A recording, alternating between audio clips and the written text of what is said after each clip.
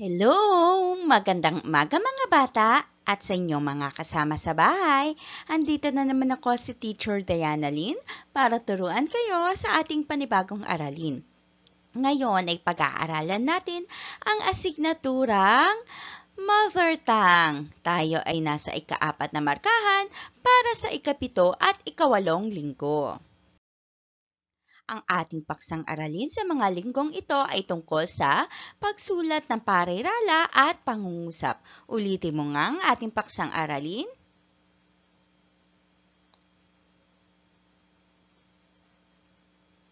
Tandaan mo yan ha. Para sa ating mga layunin sa pagtatapos ng aralin, inaasahan na iyong natutukoy ang parirala at pangungusap, natutukoy ang mga halimbawa ng parirala at pangungusap, at ang huli ay nakikilala ang bahagi ng parirala at pangungusap. Magkaroon muna tayo ng balik-aral sa ating nagdaang aralin. Ang gagawin mo ay pagtapatin ang tambalang salita na nasa hanay A sa angkop na larawan nito sa hanay B. Sabihin ang letra ng iyong sagot. Okay, meron dito sa hanay A, ito ay kapit, tuko. Okay, tulungan mo ako sa letrang B.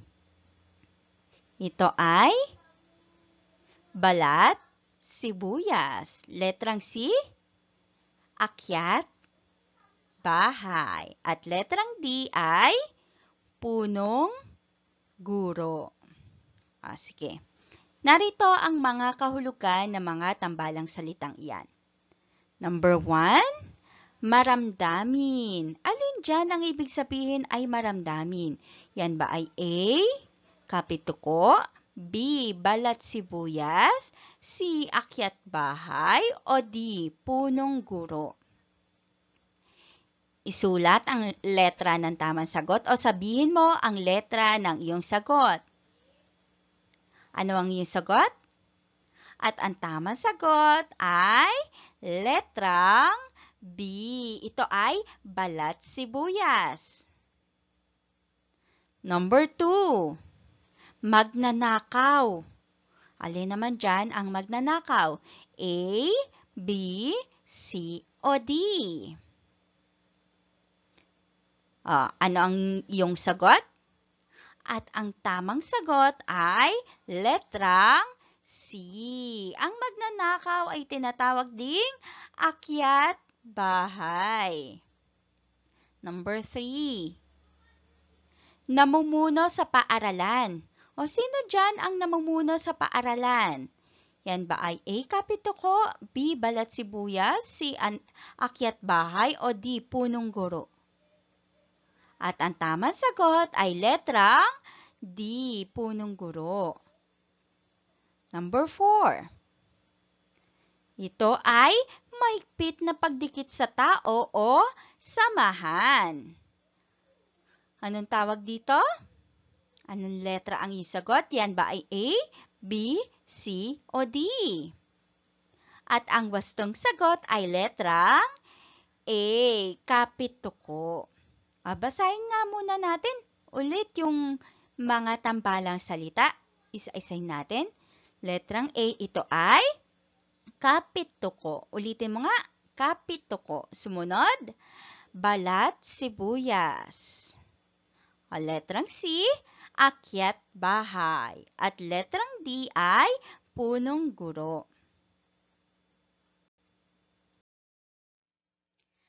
Alam kong handa ka na sa ating panibagong aralin. Basahin ang grupo ng mga salita na nasa larawan A at B. Ito ang larawan A. Basahin mo nga.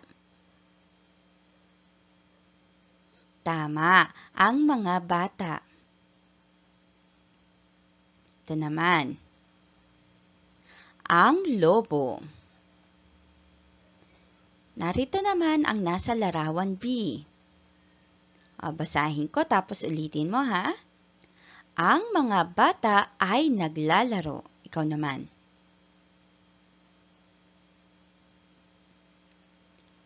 Mahusay. Ito. Ang lobo ay lumipad. Basahin mo nga. Okay, mahusay. Ngayon ay sagutin natin ang mga tanong. Ano ang sinasabi tungkol sa mga bata sa larawan A?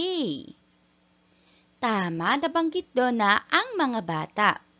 Ano naman ang sinasabi sa mga bata sa larawan B? Nakalagay doon na ang mga bata ay naglalaro. Ano ang sinasabi tungkol sa lobo sa larawan A? Ang lobo. Sa larawan B naman, ano ang sinasabi tungkol sa lobo? Ang lobo ay lumipad. Tama ka. Alin pangkat o grupo ng mga salita ang di maliwanag o di buo ang diwa? Ito ba ay pangkat A o pangkat B? Tama, yung pangkat A ay di maliwanag o di buo ang diwa kasi ang nakalagay lang doon ay ang mga bata at ang lobo. Hindi natin alam kung ano ang meron sa bata at kung ano ang nangyari sa lobo, di ba? Aling pangkat naman o grupo ang maliwanag ang sinasabi o buo ang diwa? Ito ba ay pangkat A o pangkat B? Tama, ito ay ang pangkat B. Ang pangkat B ay maliwanag o buo ang diwa dahil nakalahad dito kung ano ang ginagawa o nangyari sa bata at sa lobo. Dahil nakalagay o nakasaad dito na ang mga bata ay naglalaro at ang lobo ay lumipad. Sa paanong paraan mo natukoy ang pagkakaiba ng mga salita? Di ba meron silang mga lipon o grupo ng mga salita? Paano sila nagkaiba? Nagkaiba sila dahil yung isa ay di maliwanag o di buo ang diwa, samantalang yung isa naman ay maliwanag o buo ang diwa. Ibig sabihin lang, yung isa ay naiintindihan natin kung ano ang ipinababatid. Samantalang yung isa ay hindi natin naiintindihan kung ano bang nais isalaysay o ipabatid nito. Alam mo ba ang tawag dito? Sabihin mo nga. O, tingnan natin kung tama ang iyong sagot, ha? May lipon ng salita na nagsasabi ng buong diwa. Tinatawag itong pangungusap. Sabihin mo nga, pangungusap. Nagsisimula ang unang salita nito sa malaking letra at nagtatapos sa bantas. Pag sinabi nating pangungusap, ito ay grupo o lipon ng mga salita na mayroong buong diwa. Pag sinabi natin buo ang diwa, nauunawaan natin o naiintindihan natin agad kung ano ang mayroon sa mga grupo ng salitang iyon. Ang tawag doon ay pangungusap na nag-uumpisa palagi sa malaking letra ang unang letra ng salita nito at nagtatapos sa tamang bantas kung ito ba ay tuldok, tandang padamdam o tandang pananong. O, narito ang mga halimbawa. Unang halimbawa, basahin nga natin. Ako ay nasa unang baitang. O, pansinin natin ang unang letra ng salitang ako. Yung unang salita ay ako. Ang unang letra nito ay nagumpisa sa malaking letra o titik. At nagtatapos ito sa tamang bantas. Nakalagay dito ay tuldok. Nagtapos ito sa tuldok dahil ito ay pangungusap na pasalaysay. Pangalawa, Pilipinas ang bansa ko. Ang Pilipinas ay ang unang salita sa pangungusap. Kaya naman ang unang letra nito ay nag-uumpisa sa malaking titik o malaking letra. At ito naman ay tanging ngalan din. Kaya kailangan nag-uumpisa ito talaga sa malaking letra. Tanging ngalan ng pook ito. At nagtatapos naman ito sa tuldok o tamang bantas na tuldok. Pangatlo, nag-aaral kami sa bahay. Ang unang salita ay nag-aaral, nagumpisa sa malaking letrang N, ang unang salita. At nagtapos din naman sa tamang bantas na tuldok. Huwag kakalimutan yun ha. Kapag pangungusap, ito ay nagumpisa sa saan? Tama, sa malaking letra at nagtatapos sa tamang bantas. Maaring yan ay tuldok, tandang pananong o tandang padamdam. Tandaan mo din ito, may mga lipon naman ng mga salita na hindi buo ang diwa. Tinatawag ang mga ito na parirala. Sabihin mo nga, parirala. Pag sinabi nating parirala, ito yung mga lipon ng mga salita o grupo ng mga salita na hindi buo ang diwa. Halimbawa, ang mga bata o ang lobo. Diba hindi mo masyadong naintindihan kasi hindi buo ang diwa nito. Ganon ang parirala. Ang mga sumusunod ay mga parirala. 6 na taon na. Yan yung halimbawa natin. Pansinin mo, ito ay hindi nag-uumpisa sa malaking letra at wala ring bantas. Yan ang palatandaan na ito ay parirala. Pero minsan ito ay nag-umpisa sa malaking titik kapag tanging ngalan. Pero wala itong bantas. Maliban na lang kung hinati ang simuno at panaguri. Mamaya pag-aaralan natin yon. Pero ngayon, parirala muna tayo. Number 2, nag-aaral ng mabuti. Sabihin mo nga, nag-aaral ng mabuti. Pangatlo, sina nanay at tatay. Yan ay halimbawa ng mga parirala. Ang mga parirala ay kulang ng una, gumagawa ng kilos o pinag-uusapan. Kulang ito sa pinag-uusapan o yung gumagawa ng kilos.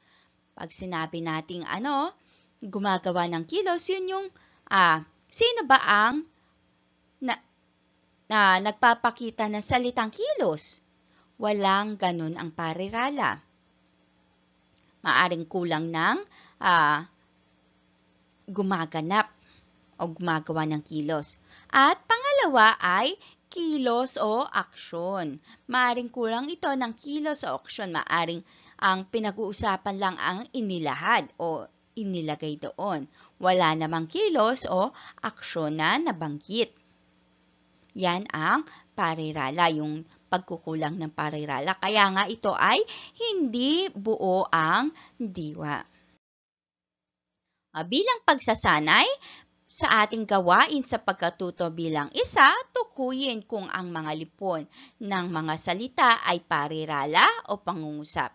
Isulat ang PA kung parirala at PS kung pangungusap.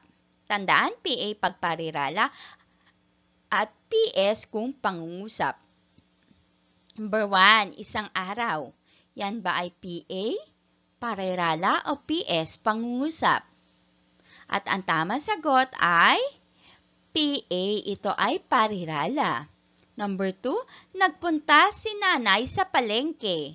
PA, parirala o PS kung pangungusap? Tama, ito ay PS. Dahil nagumpisa ito sa malaking titik o letra at nagtapos sa tamang bantas. Pangatlo, dala ang basket. Yan ba ay PA o PS? At ang tamang sagot ay PA dahil hindi natin alam kung sino ang may dala ng basket. Number 4, namili ang nanay ng prutas at gulay. Yan ba ay PA o PS? At ang tamang sagot ay PS. Number 5, masaya kami sa pag-uwi ni nanay. Ano ang iyong sagot dito? Ito ay PS. Tama, pangungusap din yan. Ilan ang iyong nakuhang tamang sagot? Ipalakpak ko nga. Mahusay. Kailan masasabing buo ang diwa ng pangungusap? Sabihin mo nga. O sabihin mo sa kasama mo sa bahay.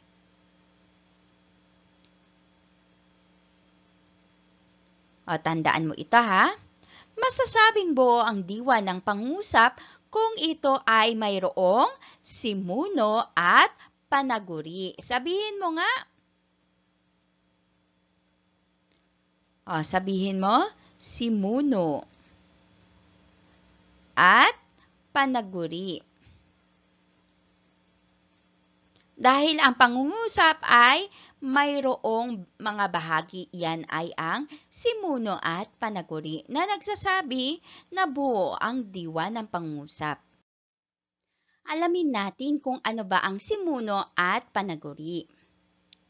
Ang simuno ay tumutukoy sa pinag-uusapan sa pangungusap. Maaari itong ngalan ng tao, pook, pangyayari, hayop at iba pa. Pag sinabi nating simuno, ito yung pinag-uusapan. Tandaan mo yan ha. Halimbawa, si Lita ay nag-aaral ng mabuti. Si Lita ang simuno natin dahil siya ang pinag-uusapan. Halimbawa pa, ang bayabas ay hinog. Ang bayabas ang ating simuno dahil ito ang pinag-uusapan. Tandaan mo ano-ano ang simuno dito? Yan ay si Lita at bayabas. Kung ang simuno ang pinag-uusapan, ano naman ang panaguri? Ang panaguri ay bahagi ng pangungusap na nagsasabi tungkol sa simuno o sa paksa ng pangungusap. Tandaan mo, pag sinabi nating panaguri, ito ang nagsasabi tungkol sa simuno o yung pinag-uusapan. Halimbawa, si Lita ay nag-aaral ng mabuti. Ang panaguri dyan ay nag-aaral ng mabuti dahil ito ay nagsasabi tungkol sa simuno na si Lita. Si Lita ay nag-aaral ng mabuti. At ang halimbawa pa, ang bayabas ay hinog. Ang panaguri dito ay hinog. Basahin mo nga ang panaguri dito sa pangungusap. Nag-aaral ng mabuti at ang isa pang halimbawa ay hinog. Subukan mo naman ang gawain sa pagkatuto bilang 2. Isulat ang S kung ang nakasalong guhit na salita ay simuno at P naman kung ang nakasalong guhit ay panaguri. Maaari mo itong isulat sa iyong show me board. Handa na ba ang iyong show me board? Kung wala kang show me board, pwede naman sa iyong kwaderno. Nakahanda na ba ito? Sige, umpisan natin.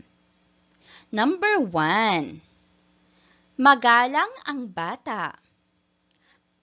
Sa pangungusap na magalang ang bata ay ano ba yan? S, simuno o P, panaguri? Sulat mo nga ang iyong sagot. At ang tamang sagot ay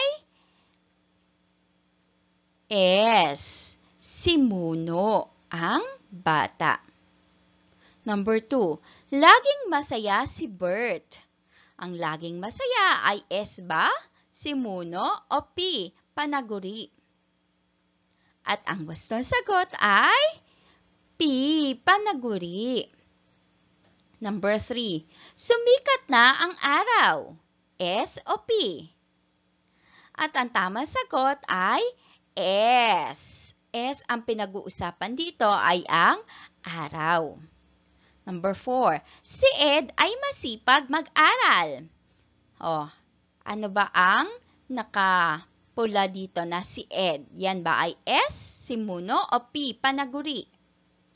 At ang tamang sagot ay S. Si Ed ang pinag-uusapan sa pangungusap. At number 5, mahusay gumuhit si Nena. Ang mahusay gumuhit ay S o P? Tama, ito ay P, panaguri. Ito ay nagsasabi tungkol sa pinag-uusapan.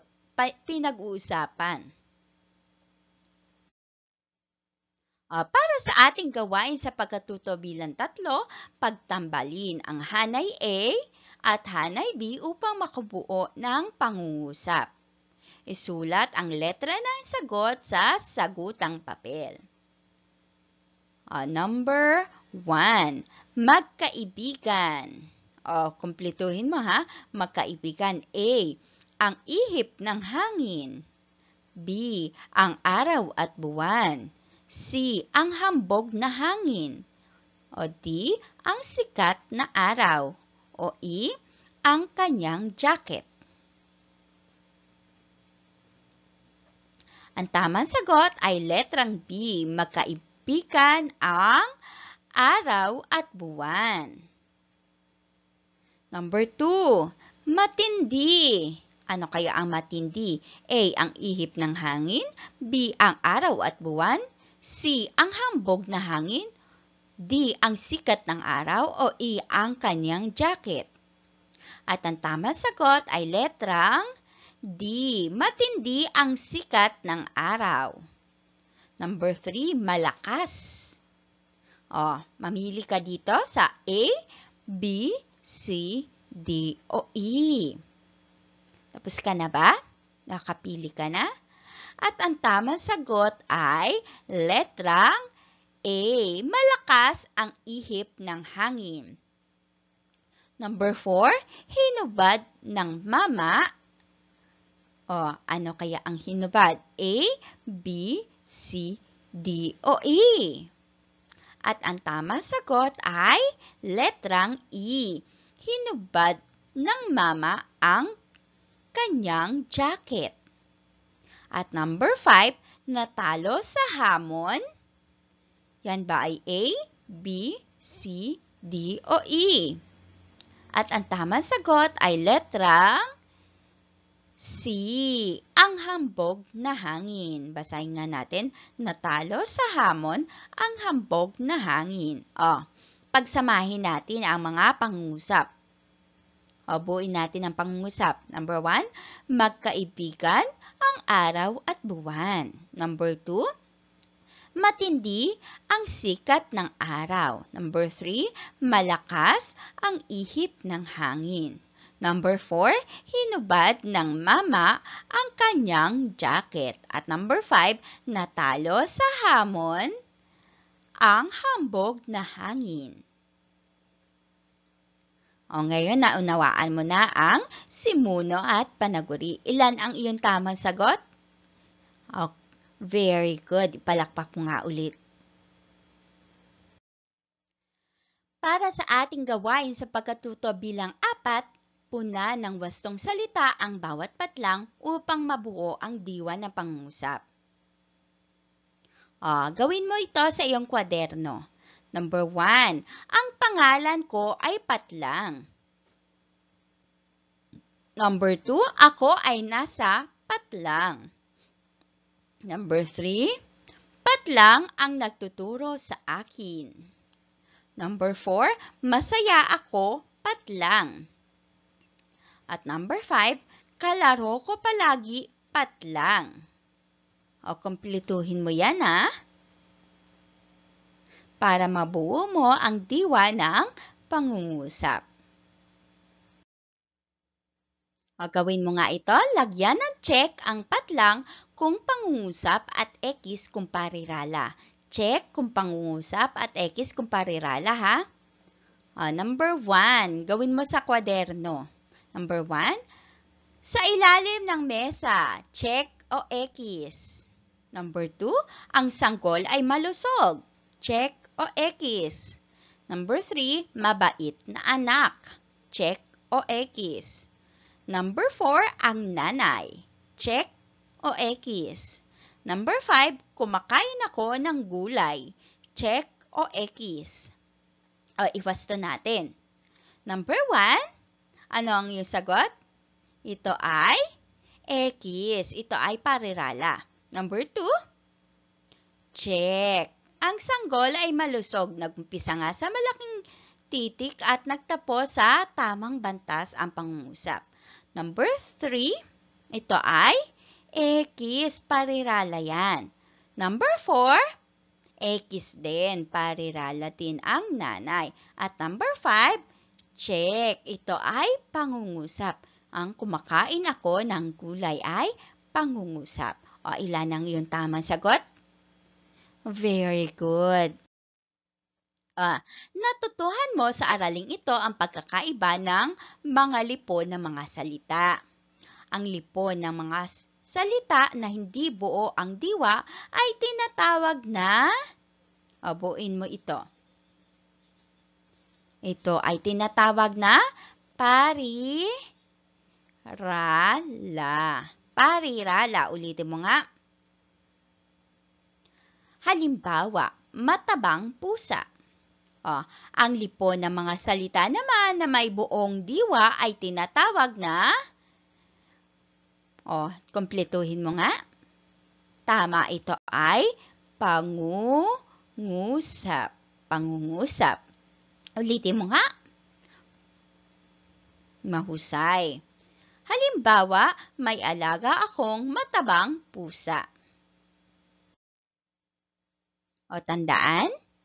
Masasabing buo ang diwa ng pangungusap kung ito ay may paksa o tinatawag na, ano yung tawag dito? Tama, ito ay simuno. At ang lipon naman ng mga salita o ng salita na nagsasabi tungkol sa paksa ay tinatawag na panaguri. Ulitin mo nga. Basahin mo nga ulit. Masasabing buo ang diwa ng pangungusap kung ito ay may paksa o tinatawag na simuno at ang lipon naman ng salita na nagsasabi tungkol sa paksa ay panaguri.